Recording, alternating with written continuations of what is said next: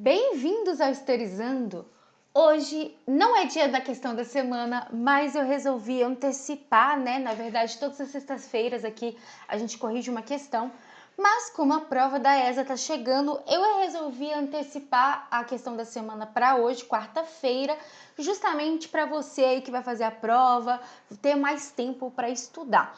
Então, se você vai fazer a prova ou conhece alguém que vai fazer a prova, compartilha esse vídeo. Se você quiser mais conteúdo de história, de sociologia, de redação, enfim, vários conteúdos, se inscreve nesse canal e me procura lá no @historizandotati no Instagram também para mais conteúdo. Seguinte, gente, confesso que achei difícil achar essa prova. Não que achei difícil a prova, mas eu achei difícil achar essa prova, né? Eu acredito que essa tenha sido a última prova, eu vou corrigir com vocês e vou comentar algumas coisas justamente para a gente revisar a matéria. Mas eu já peço perdão se não for de fato a prova, porque eu não consegui achar de uma maneira oficial a prova com as alternativas. Eu só achei o gabarito oficial, tá? Então, qualquer coisa, você me corrige aqui embaixo, você me conta um lugar aí que dá para achar as provas aí de uma forma mais fácil, tá? Bom, vamos lá, começando. Na disputa entre Portugal e Espanha pelos territórios a serem descobertos navegando-se a oeste, o limite que vigorou até o fim da União Ibérica foi o... Primeiramente, se você ainda não fez as questões, se você ainda não treinou e quer treinar, dá um pause toda vez que eu for ler a questão e depois corrige junto comigo para ver se você acertou ou não, beleza? Seguinte, o que a gente tem aqui? O que eu observei tanto na prova SPECSEX, né, também uma prova militar, quanto essa da ESA, que essas provas são muito diretas, né? Então, não tem uma estrutura analítica muito forte. É uma coisa meio que você sabe ou não sabe, né? Então, não tem jeito, é praticando e estudando mesmo para conseguir acertar. Então, vamos lá. Na disputa entre Portugal e Espanha por territórios de navegação, o que a gente tem que lembrar? Expansão marítima. Nessa expansão marítima aí, nessa primeira disputa, aqui ele fala que o limite vai vigorar até o fim da União Ibérica. A União Ibérica, ela é de 1540 a 1680. Então a gente tem que saber nesse período aí qual é o limite entre Portugal e Espanha. Como é que chama esse limite? É o Tratado de Tordesilhas. No caso aqui ele está chamando de Meridiano de Tordesilhas porque ele está pedindo o limite e não o tratado, tá? Mas é o mesmo nome, tanto o limite meridiano de Tordesilhas, que vai ser a resposta, quanto o Tratado de Tordesilhas. Agora é o seguinte, olhe para as outras alternativas, né? Digamos que você esteja numa dúvida e aí nós vamos eliminar as outras alternativas. Primeiro, Greenwich e Capricórnio vocês não estudam aqui na história, né? Brincadeira, mas assim, vocês não usam muito na história, vocês usam mais na geografia, né? Greenwich com relação à divisão entre Ocidente e Oriente, né? E o Trópico de Capricórnio, dentre os trópicos aí, é o trópico que passa aí, né? Passa no Brasil, gente, desculpa, mas meu vocabulário geográfico não é muito bom. Esse meridiano de Utrecht, na verdade, a gente tem um tratado, né, que vai acontecer mais ou menos aí no século XVIII com relação a essa localidade, principalmente na disputa também de Portugal e Espanha, só que com a região de Sacramento, né, região sul ali. Então, não é com essa disputa aí no começo até a União Ibérica. Isso vai acontecer depois da União Ibérica. E o meridiano de Cabo Verde colocou aí para te confundir, porque o Tordesilhas, né, usa Cabo Verde também como eu posso dizer, como uma referência. Então, vai te confundir justamente por isso. Logo, meridiano de Tordesilhas ou Tratado de Tordesilhas. Talvez quem fez essa questão possa ter, como eu posso dizer, pode ter ficado um pouco insegura, porque falou meridiano e não tratado. Mas o tratado é através do meridiano, beleza? Então, dá na mesma nesse caso. Vamos para a próxima. Na Segunda Guerra Mundial, diferentemente do que ocorreu na Primeira, teve a participação diante do conflito do Brasil no conflito, desculpa. Eu acho que isso aqui é a participação direta e eu peguei isso em site, mas perdão, gente. Na Segunda Guerra Mundial, diferentemente do que ocorreu na Primeira, teve a participação direta do Brasil no conflito. Eu acho que é assim. o governo no qual se deu a inserção brasileira na Segunda Guerra Mundial foi... Mais uma vez, gente, não tem análise de alternativa. Ou você sabe ou você não sabe. Primeiro, o Brasil participou da Primeira Guerra Mundial, mas não de uma forma direta. O Brasil enviou suprimentos e funcionários da saúde, digamos assim, né? Médico, enfermeira e tal. Com relação à segunda, é no governo Vargas. Inclusive, digamos que você esteja um pouco confuso, ou você tem que entender a data da guerra, ou você tem que entender as datas do Brasil, ou você tem que entender os dois. Na verdade, quando a gente estuda a Era Vargas, uma das coisas que a gente estuda com relação ao fim da Era Vargas é justamente essa dualidade aí da figura do Vargas. Por quê? De um lado, ele vai ser a favor aí de um comércio forte com a Alemanha, ele vai ter algumas, digamos assim, inspirações nazistas e fascistas e tudo, ainda mais do Estado Novo, que é um governo ditatorial, vai centrar muito na figura dele, vai ter o DIP, que é o Departamento de Imprensa e Propaganda, que vai fazer bastante propaganda inspirada, não só na questão do nazismo e do fascismo, os Estados Unidos também fazia isso, tá, gente? Mas tem uma inspiração aí nessa figura do líder, mas ao mesmo tempo vai entrar ao lado dos Estados Unidos, ao lado aí dessa guerra pela democracia, digamos assim, bem entre aspas, mas que o discurso dos Estados Unidos é esse aí já tem muito tempo, inclusive desde esse momento aí da Segunda Guerra Mundial. Então, nós temos aí a Era Vargas, o Getúlio Vargas como um governo durante todo esse período da Segunda Guerra Mundial, tá? Porque a Segunda Guerra Mundial vai de 39 a 45, a Era Vargas vai de 30 a 45. Então, nós temos aí 15 anos de governo do Vargas e nesses 15 anos ele então presencia a Segunda Guerra Mundial e envia aí soldados e contribui com bases também para os Estados Unidos, tá? Então, de novo, não tem nem como analisar outras alternativas, porque esse caso aqui é ou não é, não tem uma dúvida, sabe? Se você tem dúvida com relação a isso, eu te aconselho a você fazer uma linha do tempo da história do Brasil, nem que seja uma linha do tempo da história republicana brasileira. Aqui no canal tem um vídeo que eu vou deixar ou aqui no box de informações ou nos cards, um vídeo que eu faço uma linha do tempo mais geral, assim, da história do Brasil. Eu aconselho a você dar uma olhada se você ainda confunde alguns períodos, tá? Vamos lá, ainda falando de Era Vargas, olha só, do período, né, do ano de 1930. Isso aqui, na verdade, é um antecedente, ó. No ano de 1930, foi rompido o acordo da política do café com leite, lá na República Oligárquica. Isso é, o desentendimento entre os partidários do Partido Republicano Paulista, PRP, e do Partido Republicano Mineiro, PRM. Por isso, a política do café com leite. Nesse contexto histórico que agitou a cena política nacional, nasceu a Aliança Liberal, AL, um agrupamento político que reunia líderes de que estados? Digamos que você não saiba de cor, tudo bem, não tem problema, mas você entende como é que foi a República Oligárquica e como foi a transição. A República Oligárquica era Vargas, beleza? Ok. Vargas, gente, é do Rio Grande do Sul, né? E é ele, então, que vai ser a oposição naquele momento. Logo, eu preciso achar Rio Grande do Sul aqui. Essa ruptura entre café com leite, entre São Paulo e Minas, quem rompe com quem? Minas rompe com São Paulo, porque São Paulo vai indicar Júlio Prestes aí para presidente, que é um candidato paulista, mesmo sendo a vez de Minas Gerais, digamos assim. Então, quem vai sair fora e formar um novo grupo é Minas. Então, nós já temos duas pistas. O Vargas sendo do Rio Grande do Sul e Minas que vai romper. Digamos que você não saiba o terceiro. Vamos analisar aqui. Minas Gerais, ok? Ok, certo. Mato Grosso e Ceará. Não temos Rio Grande do Sul junto com Minas Gerais, tá errado.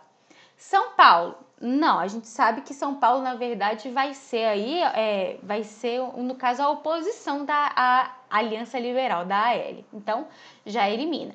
Rio Grande do Sul, ok. Minas Gerais, ok. Paraíba, ok. Mas finge que você não lembra. Vamos para as outras alternativas.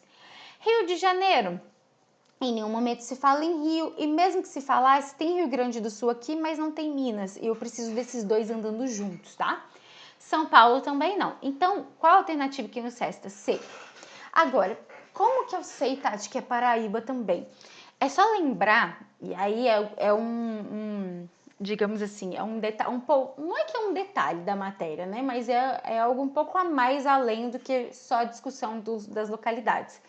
Mas o Vargas, ele vai se candidatar pela Aliança Liberal junto com João Pessoa. Já ouviu falar desse nome, João Pessoa, que é a capital de onde? Paraíba, tá? Então também é um bom momento para se lembrar aí. Mas, de novo, você precisa entender esse processo. E observe que essa é a segunda questão numa prova de 6 questões de história que envolve o Vargas. Resumindo, estudar a era Vargas é importante? Muito importante, tá? Então tá bom, vamos para a próxima. As primeiras atividades econômicas na América Portuguesa, por parte do governo, concentravam-se na extração do pau-brasil, né, que a gente chama inclusive de período pré-colonial. Dentro do regime de quê? Aí nós temos aqui essas opções. Vamos lá, eu vou eliminar uma por uma para vocês e vou explicar por que da resposta. Primeiro que concessão e permissão é praticamente a mesma coisa. Se uma tá certa e outra tá errada, não faz sentido. Então, as duas não são resposta. Deu para entender essa lógica? Conceder é permitir. Eu vou fazendo uma concessão a você. Estou permitindo que você faça alguma coisa. Geralmente a gente usa concessão num caráter aí de estado, de governo mesmo, né? O governo concedeu aí a autorização. Mas então não é concessão e nem permissão, que um ali meio que é a mesma coisa do outro.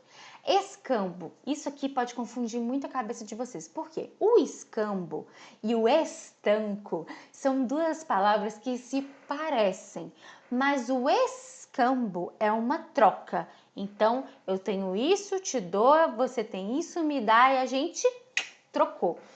O governo tá querendo trocar alguma coisa ou o governo tá querendo ganhar alguma coisa? Essa é a diferença, tá? Então, escambo vai ter a ver com o pau-brasil? Vai, mas vai ter a ver com a relação nativos portugueses que fazem o escambo, né? Aqueles materiais, aquelas ferramentas que os portugueses davam aos nativos, aos indígenas, e em troca recebiam o pau-brasil que eles extraíam da natureza, tá? Bom, então não é escambo, doação. Simplesmente a coroa portuguesa vai doar para o Brasil, tipo assim, toma, se vira aí, não quero nada em troca, porque doação não é. Quando a gente doa alguma coisa, a gente está esperando algo em troca? Não, é uma doação, beleza? Então também não. Só nos resta estanco. Tati, o que é estanco? Estanco é uma permissão, sim, do governo, mas é uma permissão no sentido de monopólio. Então, eu vou dar o monopólio para alguma empresa explorar aquilo naquela região. Aquilo, nesse caso, seria pau-brasil, e monopólio que empresas, geralmente companhias de comércio, tá? Então, o estanco significa isso. E é o estanco que é a forma aí da exploração do pau-brasil com relação à coroa portuguesa nesse momento. Aqui no canal já tem vídeo sobre o período pré-colonial e lá eu explico inclusive sobre o estanco, tá? Mas é basicamente esse o significado. Essa aqui foi uma questão anulada, mas eu quis trazer mesmo assim para vocês entenderem a questão e entenderem por que foi anulada, tá? Então tá assim, nos anos 1624 e 1635, ocorreu a primeira tentativa dos holandeses de invadir e conquistar territórios do Nordeste brasileiro, que fracassou. A primeira invasão ocorreu em que cidade? Gente, primeiro, por que ela foi anulada? A data está errada. O ano é 1624, tá? Porque 1624 e 1635 você está colocando as duas invasões nessas datas, então tá errado. Porque aqui tá falando da primeira invasão, aqui deu errado. Os holandeses têm duas tentativas. Primeiro em Salvador, que é então gabarito letra B. Só que Salvador, gente, naquele momento era a capital da colônia, então tinha uma estrutura maior e conseguiu ter uma resistência maior com relação aos holandeses, por isso fracassou. Depois disso, vai então ser na região de Olinda e Recife, né, em Pernambuco. As invasões holandesas, o Brasil holandês vai ser a região de Pernambuco, tá? E a região de Pernambuco também vai ser aí uma das maiores produtoras de açúcar nesse momento e vai crescer bastante justamente por causa aí das invasões irlandesas. Então, ela foi anulada porque errou-se a data. A data não é isso tudo, esse período todo. Esse período todo conta os dois processos, tá? E aqui a questão fala de um só, que é Salvador. O período regencial brasileiro foi uma época de agitação e rebeliões regenciais. Indica a alternativa que contém a relação correta entre o movimento e seu local de ocorrência. Olha que interessante. Aqui está se cobrando revoltas, né? Mas a questão não te cobrou detalhamento da revolta. Você precisa saber o nome e onde foi essa revolta. Então, a geografia aí é importante, né? A geografia das revoltas é importante. Onde ocorreram essas revoltas? A resposta é letra A, o levante dos malês, a revolta dos malês, ou malê, né? No caso aqui tá falando malê, mas geralmente a bibliografia fala malês. É na Bahia, tá certíssimo. O levante dos malês ou do malê é uma revolta de escravizados, mais especificamente escravizados muçulmanos, tá? A farroupilha vai acontecer no Rio Grande do Sul, vai ter até consequências aí na região de Santa Catarina e tudo, mas o levante, né, a revolta em si é no Rio Grande do Sul, então tá errado. Cabanagem na região do Pará, mais especificamente aí se a gente usar a nomenclatura do período é Grão-Pará, tá? Sabinada vai ser na Bahia e Balaiada no Maranhão, tá? Então observe aqui que a gente precisa entender onde foram. Então, malês, como eu disse, revolta de escravizados na Bahia, certo? Gabarito letra A. Farroupilha, Rio Grande do Sul, é uma revolta elitista que reclama aí problemas com relação a impostos cobrados no charque, na carne que eles vendiam. Letra C, cabanagem, uma revolta no Grão-Pará devido à grande miséria e à falta de estrutura da região. Sabinada também é uma revolta aí, classe média elite, porque eles são contrários das definições do governo, principalmente com relação à participação na Guerra da Farroupilha, tá? Então, essa galera aí não vai querer saber disso lá na Bahia. E Balaiada também é uma revolta mais popular, mais relacionada aí com questões de condição de vida no Maranhão, tá? Então, observe aí que todas essas revoltas são regenciais, sim, mas só a letra A que fala de fato onde aconteceu tal revolta. Gente, é o seguinte, para vocês que vão fazer a prova, eu fiz especialmente, eu atualizei, aqui tem uma playlist com todos os materiais que vocês precisam, inclusive eu vou incluir nessa playlist a linha do tempo que eu falei para vocês, que eu prometi para vocês, vou incluir a linha do tempo e não só isso, mas eu espero que você se inscreva nesse canal. Se você precisar de alguma ajuda, só comentar aqui embaixo se tem alguma dúvida, né? Eu sei que a prova tá chegando, mas a gente sempre gosta de revisar aí antes da prova. O foco da câmera me ajuda. A gente sempre gosta de revisar antes da prova. Então se inscreve no canal, me procura no Instagram, comenta aqui suas dúvidas, vai ser um prazer te ajudar. E espalhe esse vídeo para todo mundo que vai fazer essa prova. E não se esquece que tem uma playlist dedicada para sua revisão com todos os vídeos lá, inclusive Brasil na Segunda Guerra Mundial, Guerra do Paraguai, porque eu percebi aí que essas provas gostam de cobrar, de falar de guerra, né? Por que será? Então, Guerra do Paraguai tem lá também, enfim, inúmeros vídeos essenciais para sua aprovação. Espero que você faça uma boa prova. Muito obrigada pela sua atenção, um beijo e até a próxima!